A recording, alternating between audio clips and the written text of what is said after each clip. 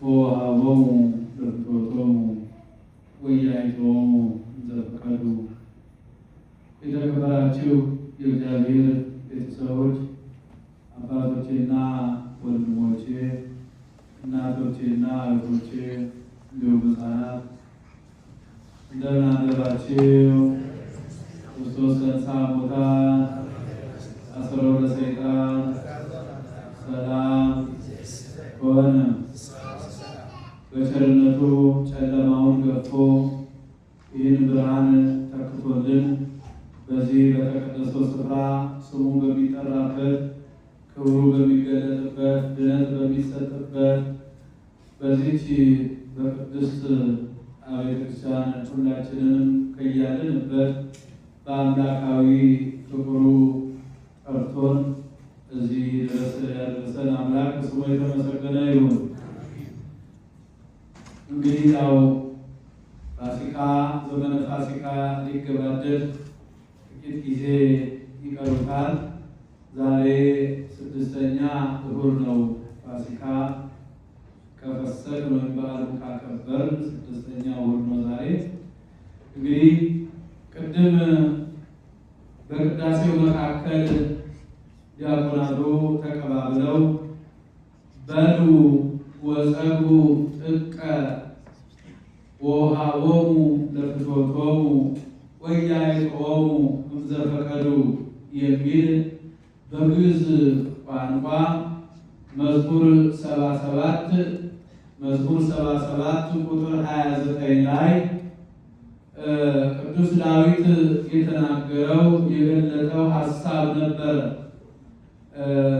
በዛን ዘመን ለእስራኤል ነገራቸው ነው።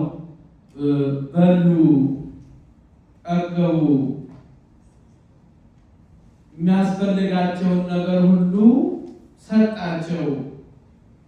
ወኢያዕጾሙ እምዘፈቀዱ፣ ምንም ነገር ያሳጣቸው ነገር የለም። ነገር ግን ሰዎች እግዚአብሔር መናውን እያወረደ ሲመግባቸው ሲያበላቸው፣ እነሱ ግን ከአቅም በላይ እግዚአብሔርን ተፈታተኑ። መጨረሻ ላይ ደግሞ ፈተና መጣባቸው ይላል።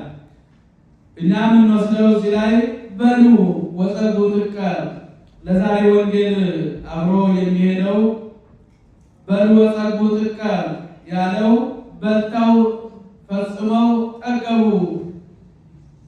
የሚያስፈልጋቸውን ነገር ሁሉ አደረገላቸው የሚለውን ነው የምናመጣው።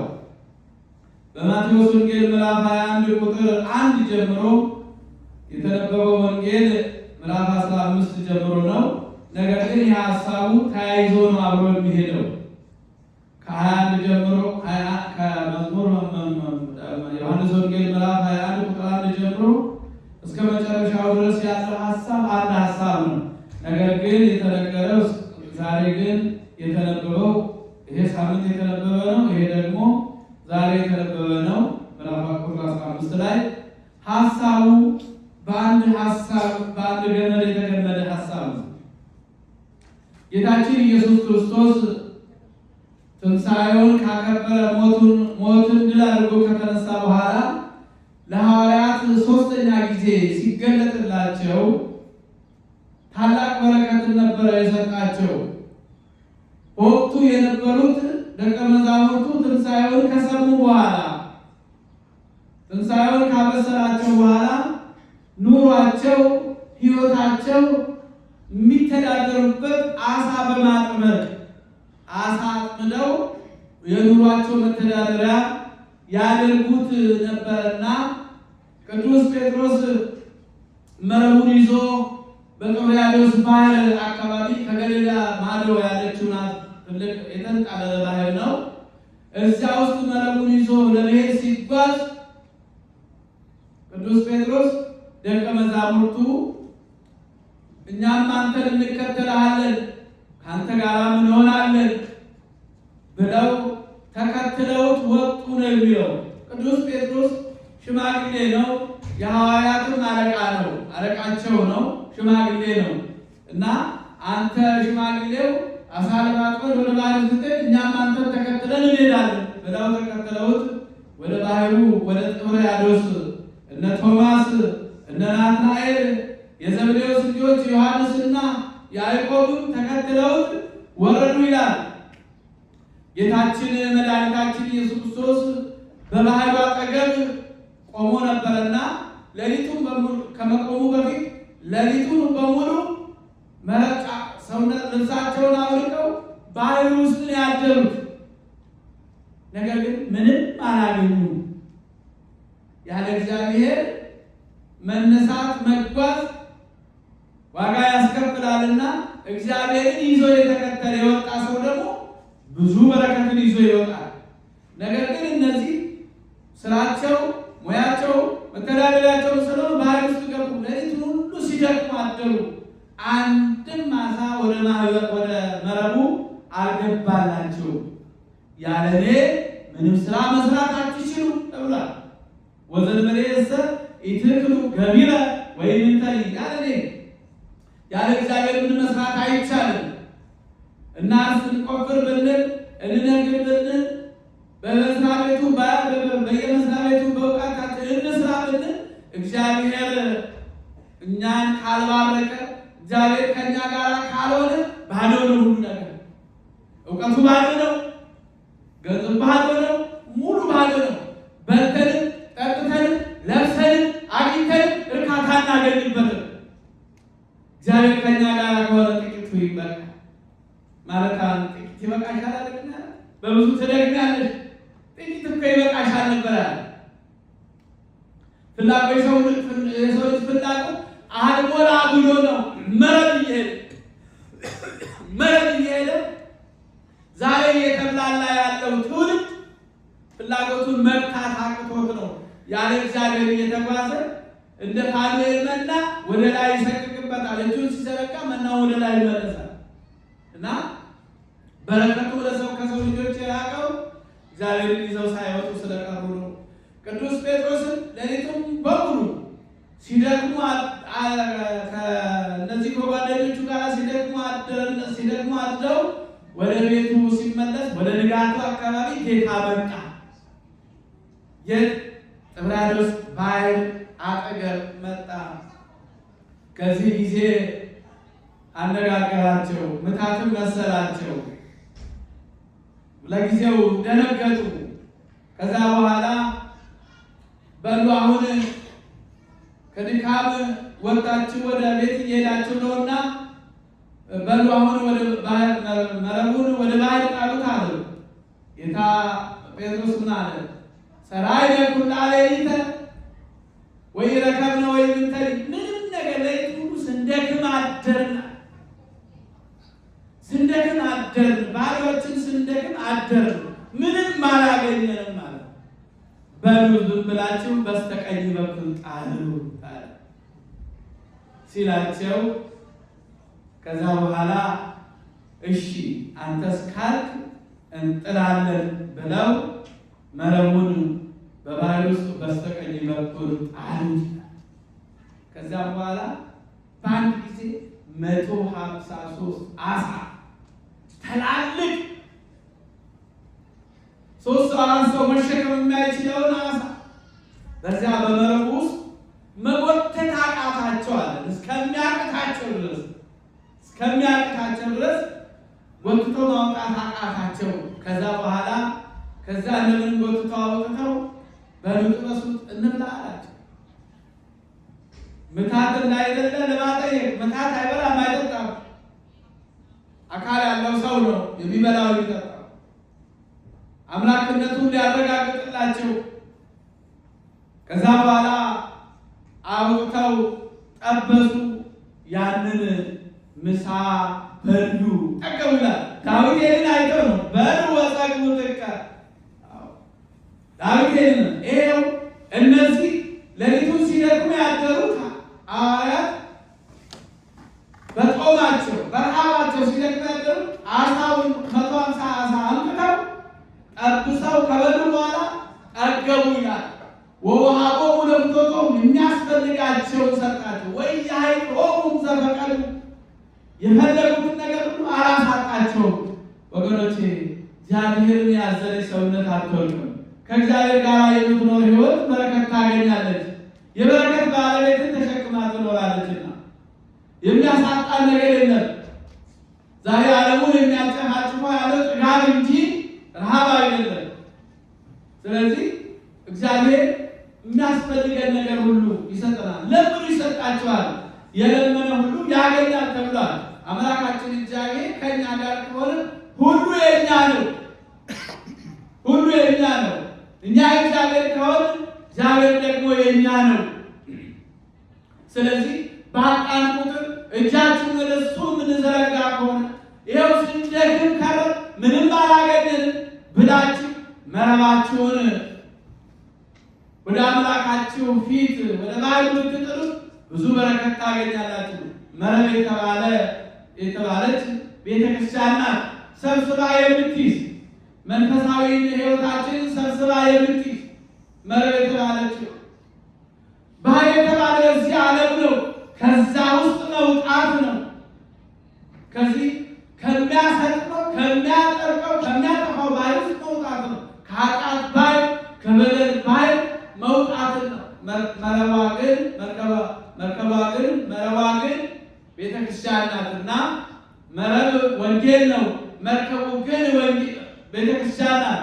ከመርከቡ ውስጥ በመርከቡ ላይ ሆነን መረባችንን ጥለን ነው ያንን አሳ ሊያገኙ የቻሉትና እንግዲህ ይላል ይሄንን ምሳ ከበሉ በኋላ ይላል። ሐሳቡ የተያዘ ነው ከዚህ ጋር ምሳ ከበዙ በኋላ ከቃሉ ጋር ናችሁ፣ ከእኔ ጋር ናችሁ። እግዚአብሔር ከእናንተ ጋር ነው። አዎ ምሳ ቁጥር 15 ላይ ምሳ ከበሉ በኋላ ጌታችን ኢየሱስ ክርስቶስ ስምዖን ጴጥሮስን ቀድሞ ወደ ባህሩ ደቀ መዛሙርቱን ይዞ የወረደው ጴጥሮስ ነው። አሁንም ስምዖን ጴጥሮስን ጠርቶ 3 ጊዜ አንድ አይነት ጥያቄ ነው ያቀረበው። አንድ አይነት ጥያቄ ምንድነው እሱ? ትወደኛለህ? ምን አለው? ምሳ ከበሉ በኋላ ኢየሱስም ስምዖን ጴጥሮስን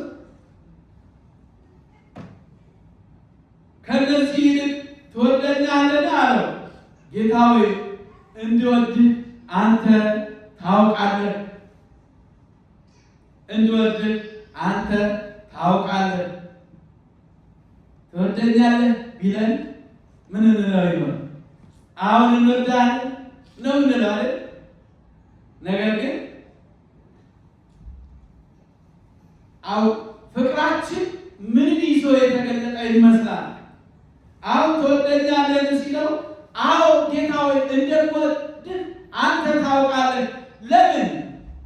የተሰወረውን የምታውቅ ማዕበለ ሕዋት የተሸሸገውን ማወቅ የምትችል ልብ ያመላለሰው ኩላሊት ያጤሰውን የምታውቅ ስለሆነ ያ ብቻ ሳይሆን የእኛንም ፀጉር ቁጥሩንም የምታውቅ ስለሆነ የእኛ ልቡና የኔ ልቡና በአንተ የምትቆጣጠረው የምትዘውረው ስለሆነ ልቤን ስለመጣው አዎ እንደምወድህ አንተ ታውቃለህ አለ። ቀጥሎ ከዛ በኋላ ምን አለው? ግልገሎቼን አሰማራ አለና አሁንም ኃላፊነት እየሰጠው ነው።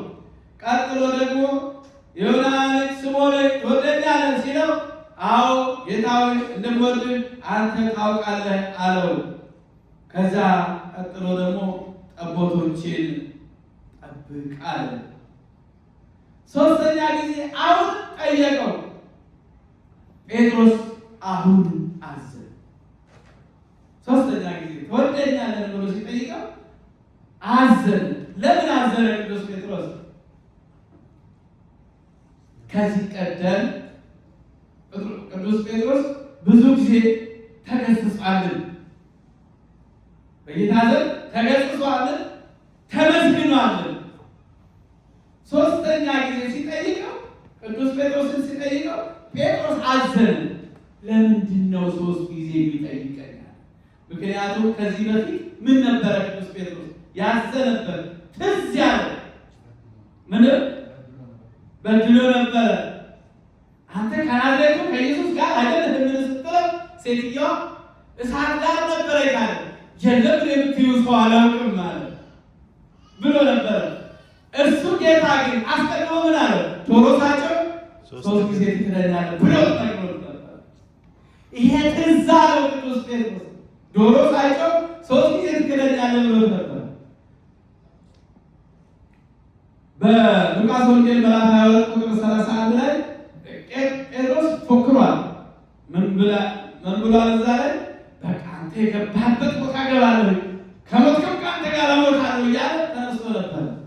መጨረሻ ላይ ግን ያቺ የመከራዋ ቀን፣ ያቺ የጭንቋ ቀን ጌታ መስቀልን ተሸክሞ ሲሄድ በዚያ በእሳት ዳር ቁጭ ብሎ ሲሞት እሱን ይዘውት ወደ እስር ቤት ወስደውት ባለበት ሰዓት አንተ ትናንትና ከናዝሬቱ ሰው ጋር ነበር ስትለው የምትይው ሰው አላውቅም በልቡ የነበረ ግን አስቀድሞ ግን ቅዱስ ጴጥሮስን ነግሮታል።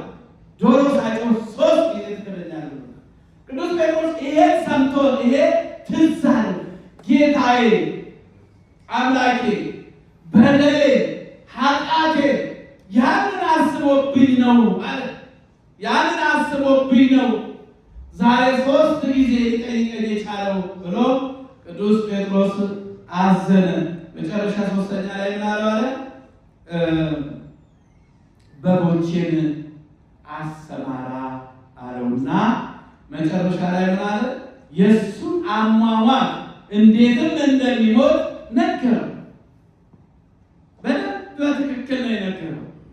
ምን ብሎ ነገረው? እውነት እልሃለሁ አንተ ጎልማሳ ሳለህ ወገብህን በገዛ ራስህ ታጥቀህ ወደምትወደው ትሄድ ነበረ። ነገር ግን በሸመገልክ ጊዜ እጆችን ትዘረጋለህ፣ ሌላውም ያስታጥቅሃል፣ ወደማትወደው ይወስዱሃል አለው ጌታ ኢየሱስ ክርስቶስ አለው። ወደ እጆችን በሸመገልክ ጊዜ እጆችን ትዘረጋለህ።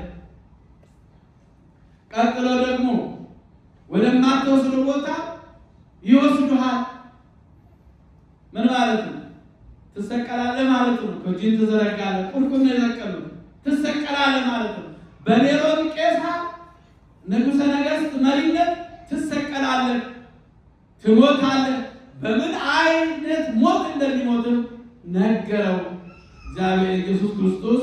ከዚያ በኋላ ማለት ተከተለኝ። ጴጥሮስን ታማኝነቱን አረጋገጠለት። አልለይህም ማለት ከመጨረሻው ድረስ ይሄንን አድርጎ ጌታ ቅዱስ ጴጥሮስን አስከትሎ ሄዷል። ቅዱስ ጴጥሮስ ብዙ ቦታ ላይ ተወቅሷል፣ ብዙ ቦታ ላይ ተገስጿል፣ ብዙ ቦታ ላይ ደግሞ ተመስግኗል።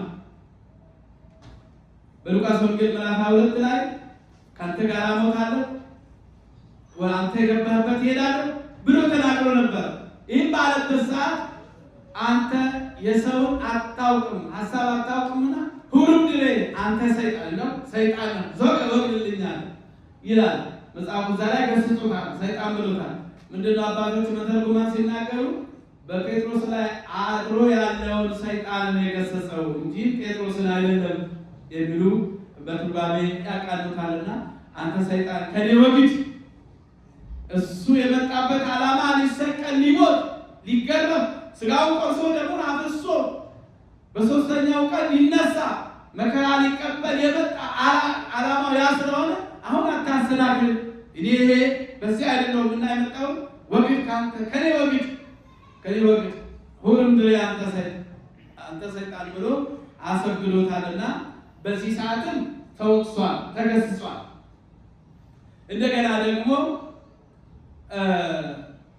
በፊልጶስ ቂሳርያ ላይ ሰዎች ማን ይሉኛል ብሎ በጠየቀ ጊዜ አንዱ ኤልያስ ነው፣ አንዱ ከነቢያት አንዱ ነው፣ አንዱ ሙሴ ነው እያሉ ሲናገሩ ከመካከል እናንተ ማን ትሉኛላችሁ ብሎ በተናገረ ጊዜ ምን አለ? አንተ ያው የእግዚአብሔር ልጅ ነህ፣ አንተ እውነተኛ የእግዚአብሔር ልጅ ነህ አለ።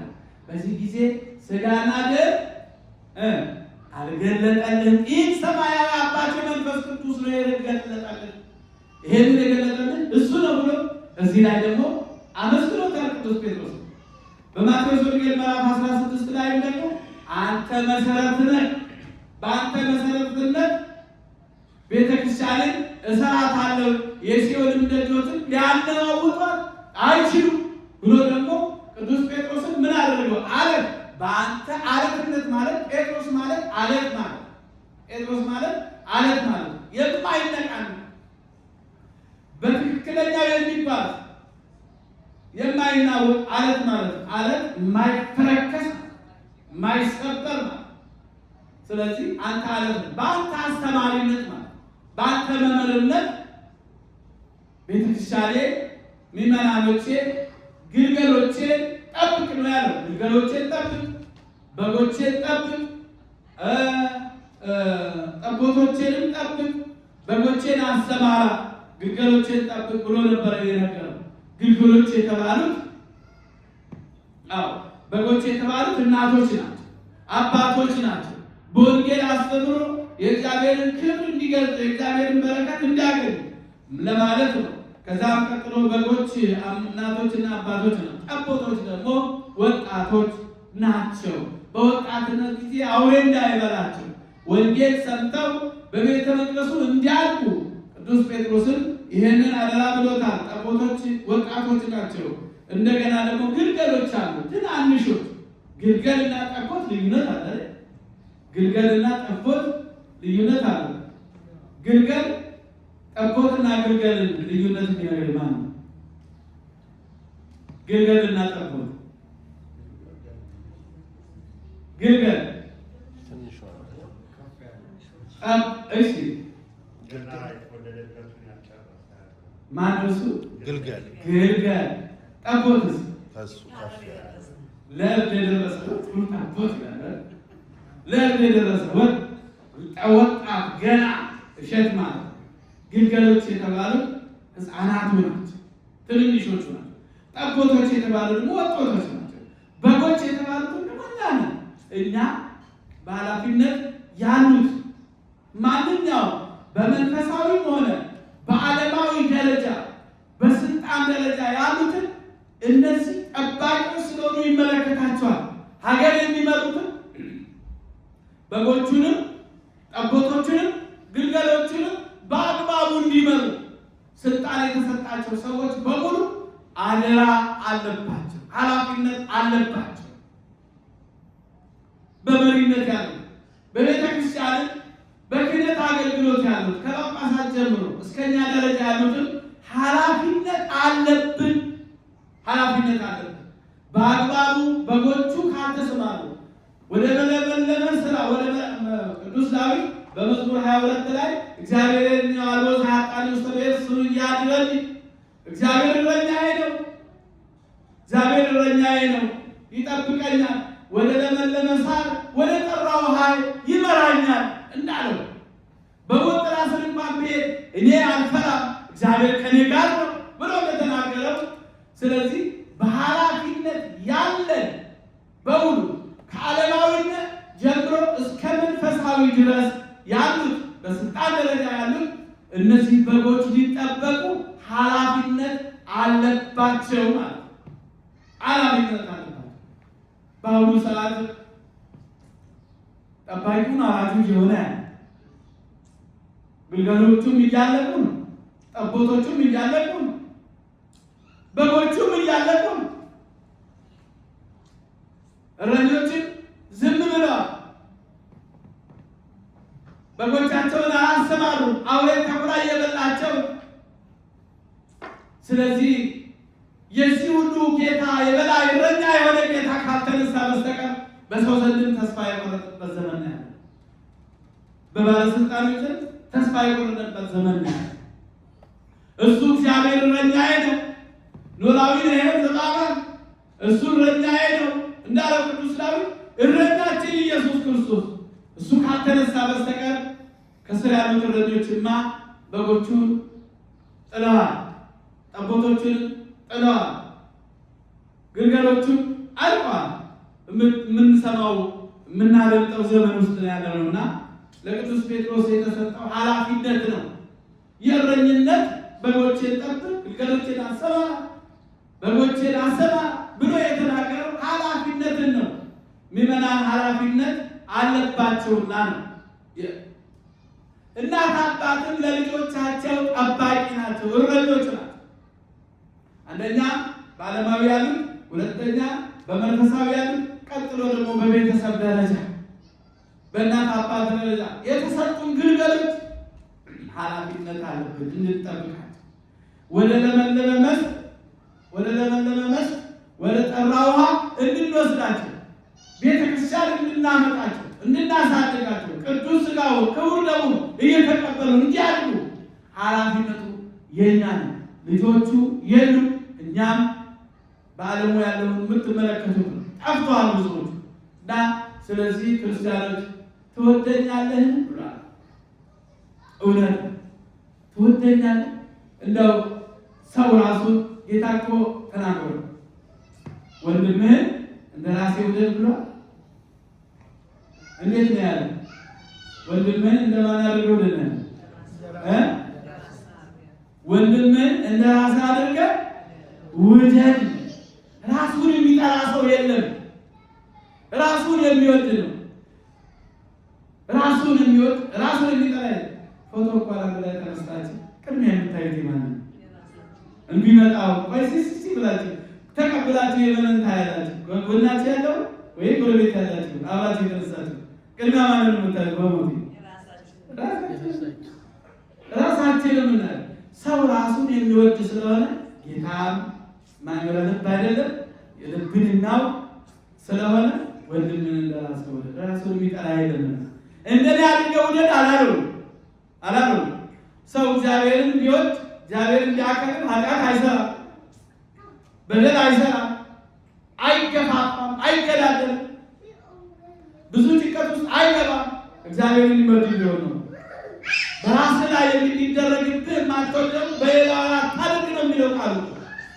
ሊደረግብህ ማትወደው በሌላ አታድርግ። ለዚህ ነው እና ቅዱስ ጴጥሮስን 3 ጊዜ ጠይቆ የፍቅሩን መግለጫ እንደምወድ አንተ ታውቃለህ።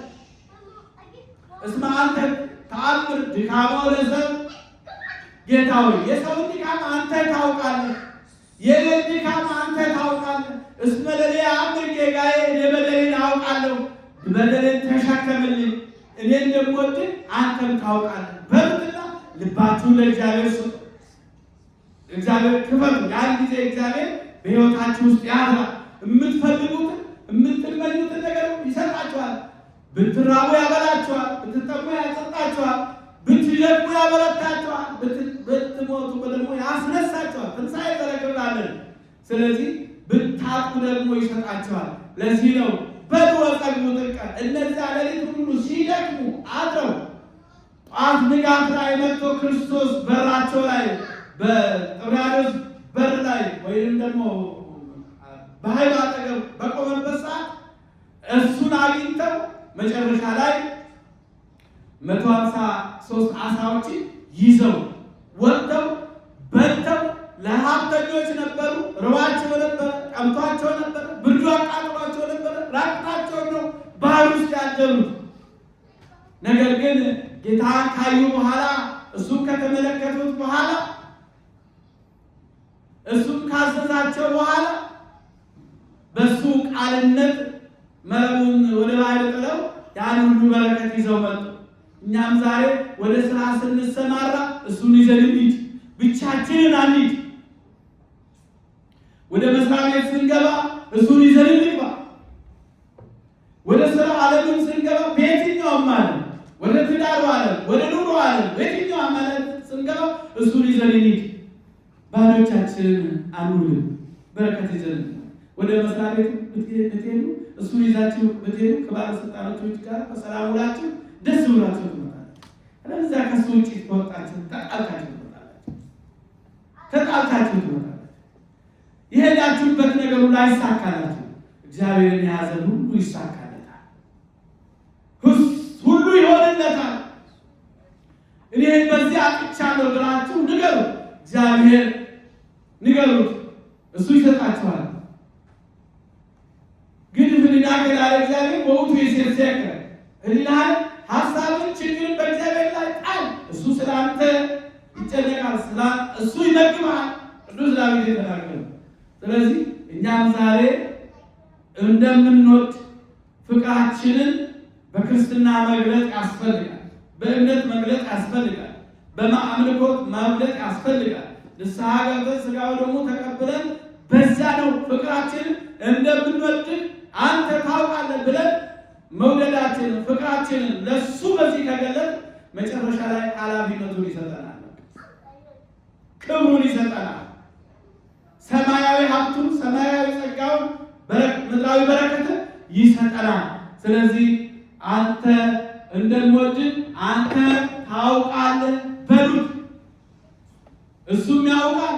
እኛም ደግሞ ልባችንን ከፍተን አንተ ታውቃለህ ብለን ልባችንን ቆልፈን የምንቀሳቀስ ከሆነ በረከት ላናገኝ እንችላለንና ያስተማረን የመከረን እስከዚህ ሰዓት አቆይቶ ያደረሰን አምላካችን ስሙ የተመሰገነ ይሁን። በቅዱሳን አባቶቻችን ሐዋርያት ጴጥሮስ፣ ያዕቆብ፣ ዮሐንስ ላይ አድሮ